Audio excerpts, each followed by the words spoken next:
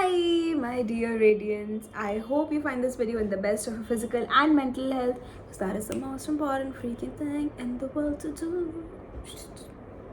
Sorry for the baddest guitarist you would ever see, but never mind. आज का topic actually थोड़ा it's bit of like me sharing my personal experience so that you can take a better call about कि क्या चीज़ें करनी चाहिए क्या नहीं करनी चाहिए क्या मतलब मेरे experience से अगर आपको कुछ अच्छी clarity मिल पाए then my job is done there. तो it's about the first company that I thought of applying in जो हमारी campus में आई थी that's EY. मतलब आई तो बहुत सारी थी लेकिन for my personal career interest मैंने अप्लाई नहीं किया था.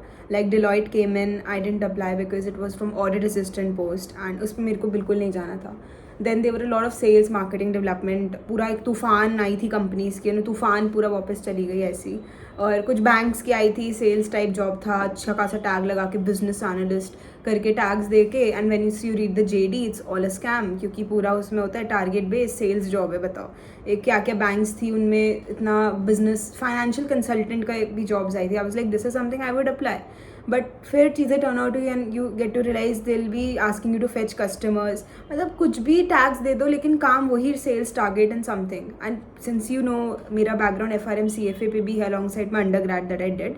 तो मेरे को था कि यार एक मीनिंगफुल स्टार्ट एक वैसे प्रोफाइल में हो जो मैं खुद चाहती हूँ. एंड आई ऑलवेज कंसिडर्ड पे secondary and the profile first because early career में पैसा बन जाएगा. अगर तुम अपने दिमाग का यूज़ करके सही स्किल नहीं सीखते तो जो तुम पैसा भले पैसे के चक्कर में कमा रहे हो वो तुम 5 साल बाद भी वहीं रह जाओगे. तो कोई सेंस नहीं है, बहुत ही कम ग्रोथ मिलेगी. तो इसलिए I always wanted to, but as you know life is not a bed of roses. जैसे तुम सोच रहे हो अगर वैसी चीज़ें हो जाती तब तो क्या ही लाइफ बनती सबकी. तो जो मैंने सोचा था वैसा बिल्कुल नहीं हुआ. लाइक 5th सेम में आई वॉज वेरी फ्रस्ट्रेटेड क्योंकि एक भी कंपनी आई थी like WTW but I couldn't like make it to the PI round. तो उसका I share it some day like some another day क्योंकि for this particular it's about EY so I will be sticking up to this majorly. तो वो साल तो ऐसे ही चला गया बिकॉज हमारे दिसंबर में फिर 5th सेम के एग्ज़ाम्स थे and I was with zero backup in my hand. तो I was pretty frustrated and then फिर I don't know like luck turn out in my favour कि लाइक दिसंबर के end में ये एक opportunity EY के and से आई थी. लाइक EY ने रिस्क एनालिस्ट की भी निकाली थी बट उसका फर्स्ट राउंड एप्टीट्यूड था जिसमें मैंने अप्लाई किया था. लेकिन सिंस मैंने EY की चीज़ को इतना सीरियसली नहीं लिया क्योंकि पैकेज बहुत ही लो था. मतलब एज आई एम सेइंग कि पैकेज को कंसिडर नहीं करती मैं, लेकिन ऐसा नहीं कि बिल्कुल ही नहीं कंसिडर करती. It was very negligible, just don't even ask. But still मैंने बेमन से किया कि नहीं यार, मतलब मेरी प्रोफाइल का रिस्क एनालिस्ट चीज़ें तो लिखी हुई हैं अपने काम की, so let's give it a try. But I didn't prepare anything. तो आई थिंक एप्टीट्यूड इसलिए मैंने कुछ नहीं किया था. उन्होंने अलग अलग लेवल्स पे they are tested so I didn't make it. तो इतना बुरा भी नहीं लगा कि कौन सा मैंने पढ़ा था इतना, लाइक कि ओके आके देखते हैं. बट अब ऐसे ना मतलब सब मेरा जो यहाँ था कॉन्फिडेंस, मोरल, घमंड तो नहीं कह सकते उससे, मतलब एक खुद पे विश्वास था, वो सब बिल्कुल माइनस में चला गया था. तो इस स्टेज पे EY came in to the rescue I think. मतलब एक बात होती है ना something is better than nothing वाली. तो मुझे ये कंपनी आई ऑडिट के लिए ही थी EY भी, बट मुझे था कि यार अगर कुछ भी नहीं हो पाए देन ऑडिट में भी चलो CFA के लाइन्स पे तो एक्सपीरियंस मिल ही जाएगा, भले FRM का कुछ यूज़ ना हो. सो एनालाइजिंग फाइनेंशियल स्टेटमेंट्स ये सब पे मैंने सोचा था कि होगा. तो it was the first round that I sat in for which was aptitude. तो आई थिंक प्रिटी मच जैसे मैंने बताया था ना डी शॉ को जो धक्का लगा था जब से उसका मेरे को नहीं हुआ था मेरा क्लियर उसका एप्टीट्यूड, तब से मैंने रियलाइज़ कर लिया कि no one is ever too good for everything. So कुछ स्कोप ऑफ लर्निंग हमेशा रहता है. तो मैंने इंडिया बिक्स के सारी एक्सरसाइजेज चार्ट डाली. मैंने लॉजिकल रीजनिंग, उसके एप्टीट्यूड, मैथ्स, मिक्सचर्स, एलिगेशंस, उसके जो नंबर पैटर्न्स होते हैं like how do you frame, like you identify the pattern and fill in the alphabets corresponding the number accordingly. इन सब लाइन्स में मैंने बहुत प्रैक्टिस करी. तो I think it got reflected well in the aptitude की. थोड़ा सिंपल बेसिक लेवल ही था. अगर आप कैट बैकग्राउंड के तब तो कुछ भी नहीं है यार आपके लिए, लेकिन आप मेरे जैसे हो जिसका कोई नियर टर्म प्लान्स नहीं है MBA का, तो तब आपको थोड़ा 1-2 दिन लगा के थोड़ा मतलब पढ़ लेना चाहिए MCQ कि कैसे बेसिस पे आते हैं. वैसे तो ईजी था. It was divided into grammar, logical reasoning, थोड़ा सा मतलब यू कैन से ग्रामर में वही एक रीडिंग कॉम्प्रिहेंशन होता है, उससे इंटरलिंक 5 क्वेश्चंस होते हैं. So it's better you read the paragraph at once. बिल्कुल भी नहीं, you read the question first and then check it, क्योंकि यही होता है. It's not a unit test, आपका क्लास का नहीं है कि आप वही स्टैंडर्ड अप्रोच फॉलो करो. Basically see the question and see the word and just match it down कि क्या पूछ रहा है. अगर ऑपोजिट पूछ रहा है, सिनोनिम पूछ रहा है, तब तो you can just figure out. And उसमें वर्ड्स भी ना आपके सारे सुने हुए आएंगे, आपको लगेगा नहीं कि you should chat GPT and use something. तो मैंने तो यूज़ करने का टाइम हो नहीं पाया क्योंकि सब टक टक, I wanted to beat on time also. So the moment I would even use voice search या टाइप पैड भी, तो कुछ पॉइंट नहीं होता. सो बेटर किया इस चीज़ में खुद ही करना पड़ा था सारा, unlike the usual course that people opt for, but no one is that wanting to disclose it अच्छे से कि वो फ़ोन का भी यूज़ हो रहा है वहाँ. बट ग्रामर का अच्छे से गया. उसके बाद logical reasoning was pretty doable. Easily मेरे को पैटर्न समझ आ रहा था. हर 2 अल्फ़ाबेट स्किप होके थर्ड पे they are writing the letter and वही डिटेक्ट करके I was filling up. Then they were questions about मतलब करंट रेशो का formula you computed and days payable ratio निकालो, मतलब उसका अमाउंट. एंड बहुत ही simple easy going journal entries, like बहुत ही ईजी लैंग्वेज पे. सो आपको ना इतना ईजिली क्लिक होते रहेंगे. So, थोड़े अकाउंटिंग बेसिस पे थे. Then you had on logical reasoning, and logical reasoning में वही थोड़े एलसीएम निकालने का भी था कुछ. तो वो उसके लिए तो यार कैलकुलेटर वोंट हेल्प, वो डेसिमल में देगा. सो आपको एक कॉपी पेन लेके ही बैठना होगा. तो उसके बेसिस पे आई थिंक मेरा नंबर्स भी ठीक ठाक रहा.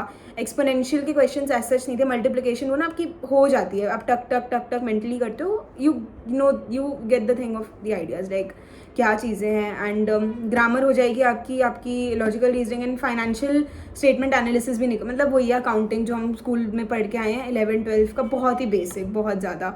मतलब एसेट्स क्लासिफिकेशन भी आ सकता है या golden rules of accounting which one is not, ऐसे करके बहुत बेसिक MCQs टाइप थे. तो करते करते पता नहीं चला इतनी जल्दी I was able to do it, I think in half of the time that was given. And उसके बाद रिजल्ट थोड़ा होल्ड पे चला गया था कि पता नहीं क्या. लाइक एप्टीट्यूड मेरा दिसंबर में हो चुका था, लेकिन उसका PI राउंड शेड्यूल थे जनवरी में. तो वो एक आफत थी कि मुझे समझ नहीं आ रहा था कि मेरा होगा क्या PI तक. और वो भी मतलब तुम रिक्रूटमेंट जो हमारे कोऑर्डिनेटर्स हैं वो पूरा भेज देते ना प्रोसेस की, first is aptitude, second is HR round, third is technical round. And हम लोग को हैबिट नहीं है इन सब चीज़ की. सो ये सब बहुत ज़्यादा मतलब ऐसा साउंड करते हैं कि हम इन चीज़ों के लिए बने नहीं है यार. ये राउंड्स कभी क्लियर नहीं हो पाएंगे हमारे से. इतना ज़्यादा कैसे पूछ लेंगे, ये क्या क्या पूछ लेंगे, हमें कुछ नहीं आता जाता. But since I had prepared myself from the D शॉका ठोकर, उस दिन से मैंने बैठ के जो इंट्रो लिखा था अपना, and I was like only last line I will be modifying according to the company I am applying to. So इस केस में सिंस इट वॉज EY, तो मैंने उसको थोड़ा मॉडिफाई किया था लास्ट लाइन. बाकी मैंने अपना इंटरेस्ट जो फाइनेंस में है, मैंने कोर्सेज जो किए, इंटर्नशिप्स जो मैंने कोई ब्रांड से के नाम से सेल्स मार्केटिंग की कभी नहीं करी, कोर फाइनेंस रिसर्च मॉडलिंग की इंटर्नशिप मेरे उसमें था. तो मैंने वही एग्जाम्पलीफाई करके इंट्रो में बताया था शॉर्ट में बिल्कुल. तो HR तो जैसे मेरा फर्स्ट राउंड वाज HR. तो जैसे ही ये नोटिफिकेशन आया कि these are the students are selected, I had taken I don't know how many screenshots, क्योंकि it was the first time कि मुझे कहीं उम्मीद दिख रही थी in the times where I have faced nothing but just rejections. So बहुत ज़्यादा मुझे था कि जैसे तैसे है, भले ही ऐसी कंपनी जिसमें मेरा मन भी नहीं है, ऐसी पोस्ट जिसमें मेरा मन नहीं है, but still it's like you feel कि better to secure a backup ना.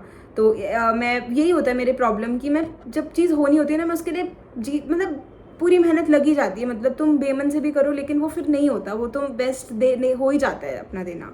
वही हुआ मेरे साथ. लाइक HR राउंड में तो बहुत उन्होंने ईजी एंड बहुत ही शॉर्ट था, क्योंकि मैंने अपने एंड से अपने इंट्रो में ही सब कुछ इतना अच्छे से फ्रेम करके बताया हुआ था. तो उनके एंड से कोई एक्स्ट्रा क्वेश्चन आया ही नहीं.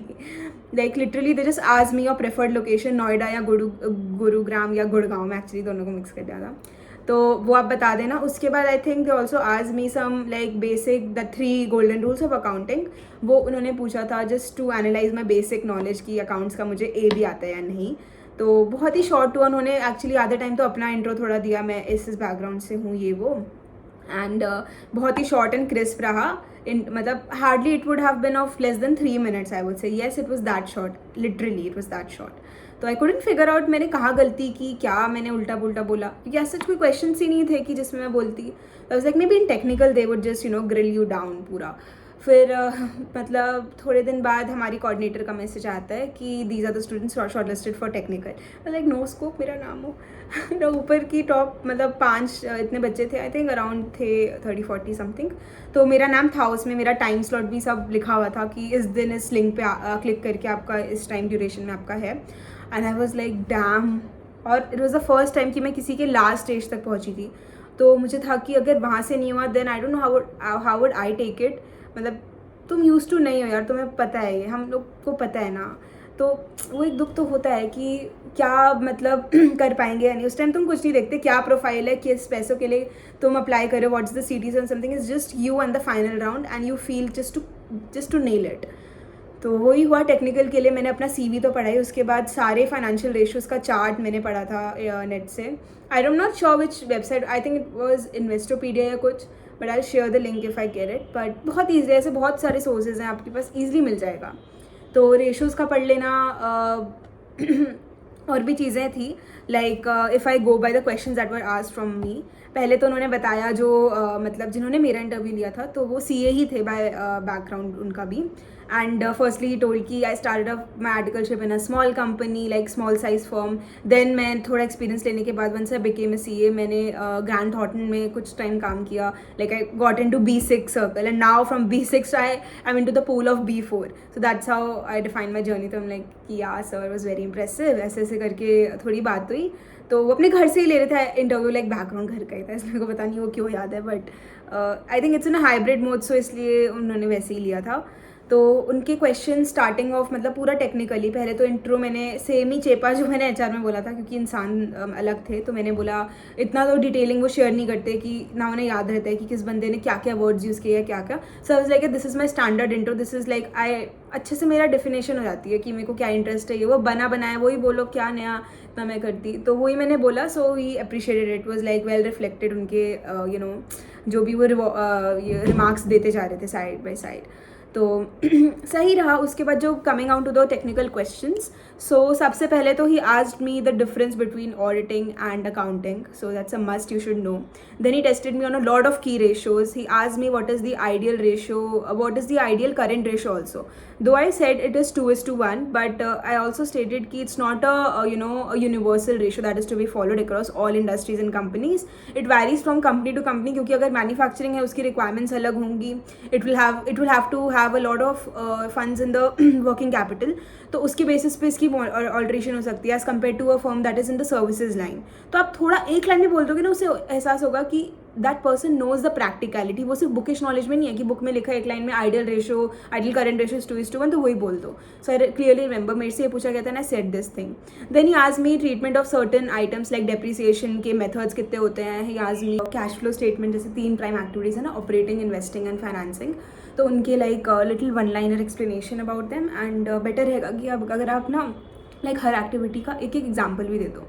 Like say suppose if you're talking about operating, so you tell about कि अगर inventories is decreasing, so it will be an inflow because you are selling an asset, so there like an inflow of cash, so it has a positive effect. So एक एक बता दो, so he'll have an idea कि आपको inside and out पता है। Investing में if you are like buying a for say a plant and machinery, so it's like an asset building for the company, तो वो इन्वेंट्री तो मतलब land and machinery तो आ रही है लेकिन पैसे तो जा रहे हैं, तो वो एक minus, that's like an outflow in investing activity, it would be shown.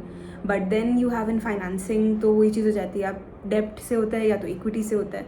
अगर डेट आप ले रहे हो तो पैसे आ रहे हैं तो इट विल बी पॉजिटिव। अगर आप बाय बैक कर रहे हो शेयर्स, मतलब अपनी इक्विटी की public value you are decreasing down, but मतलब buying more shares and keeping control in the hands of the company, तो अगर आप बाय बैक करते हो तो उसमें आपके पैसे जाते हैं क्योंकि आप परचेज कर रहे हो, तो वो माइनस हो जाता है। ऐसे एक एक तो मतलब उसे आइडिया हो कि शी और he knows the technicalities also, हर एक कैसे ऊपर ऊपर से डेफिनेशन मगअप नहीं की हुई।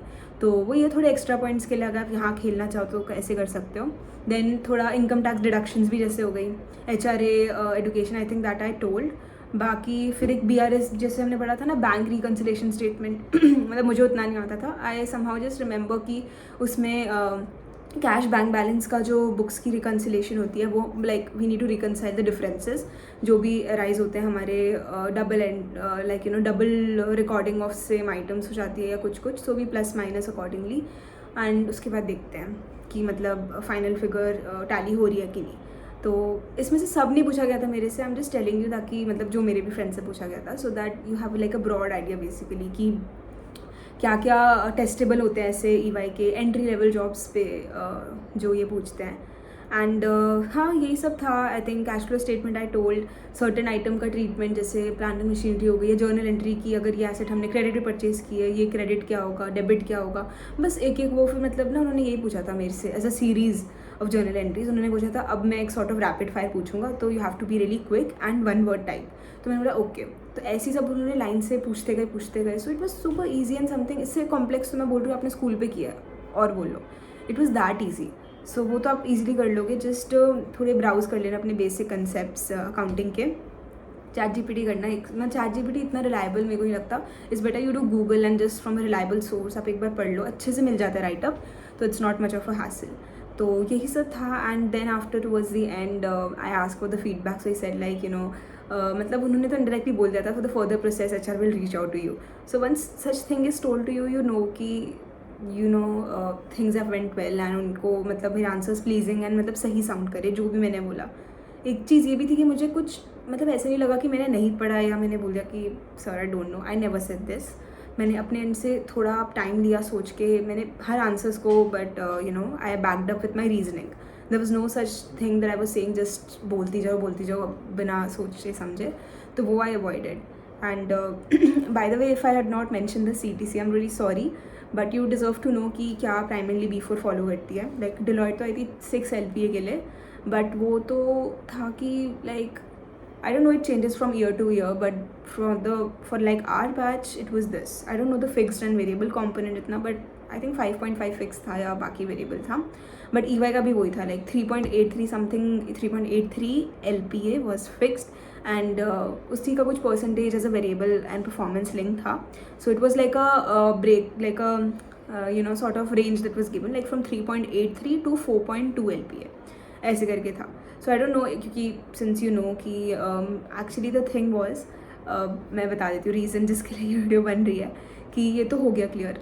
एंड एक मेरी बहुत ही कहते हैं ना लाइफ की आयरनी ऐसी होती है, इसका रिजल्ट उस दिन आया जिस दिन, अब मतलब यार मैंने जैसे बोला ना, मैंने अपने लाइफ का I had lost my confidence बिल्कुल।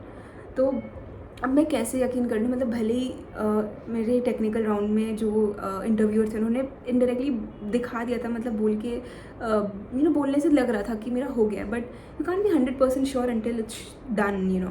तो मैं कहीं ना कहीं कैसे उसे एज अ श्योरिटी मान ली थी कि मेरा हो ही गया है। तो कहीं ना कहीं मेरे को तो मैं बैकअप के लिए देख रही थी, चाहे EY हो या कोई और हो। तो जब तक उसका रिजल्ट नहीं आ रहा था एंड एक और कंपनी आ गई थी and it was a bank. तो I would like to cover this thing like in a next video maybe, but एक चीज़ थी कि सिंपल ये हुआ था कि उसका जब रिजल्ट आया था ना, वो मेरे नैप, that was a bank that came in, I just said it, so you know it. So yeah, these were the two kinda offers that I had like at the same time, क्योंकि मतलब placement cell के लिए अलग movie type climax हो गया था कि ऐसा कभी हुआ नहीं कि एक ही दिन में 2 कंपनीज़ का रिजल्ट आ रहा है, दैट इज़ सुपर क्लैशिंग.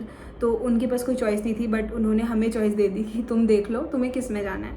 तो उसके लिए सिंस आई सेड कि EY was any ways a backup for me, तो जो मेरे इंटरेस्ट जो मुझे बेटर फील हुए एक बैंक में बेटर सर्व हो जाएंगे, तो मैंने वो चूज़ किया. और उसका पैकेज भी इससे थोड़ा ज़्यादा था, इतना ज़्यादा डिफरेंस नहीं था. As I said package is not a concern here, this is the right start. तो that was the time I said goodbye to EY. But the fact कि I was able to convert a B4, इतना जो typical पूरा buzz है इतना ज़्यादा, when you start working it's all a माथा मारो वाला हाल, बिल्कुल हेडेक एंड कहाँ नहीं है यार, इतना स्ट्रेस हर जगह ही है. बट एक वो टाइनी सेकेंड की खुशी जो इस दिन हुई थी, I explain it in proper अच्छे से ब्रीफ में नहीं, मतलब इलेबरेटली पूरी स्टोरी की क्या मूवी टाइप सीन हुआ था उस दिन जब ये इसका रिजल्ट आया था EY का, और सेम राउंड उस कंपनी का जो बैंक है उसका रिजल्ट आया था.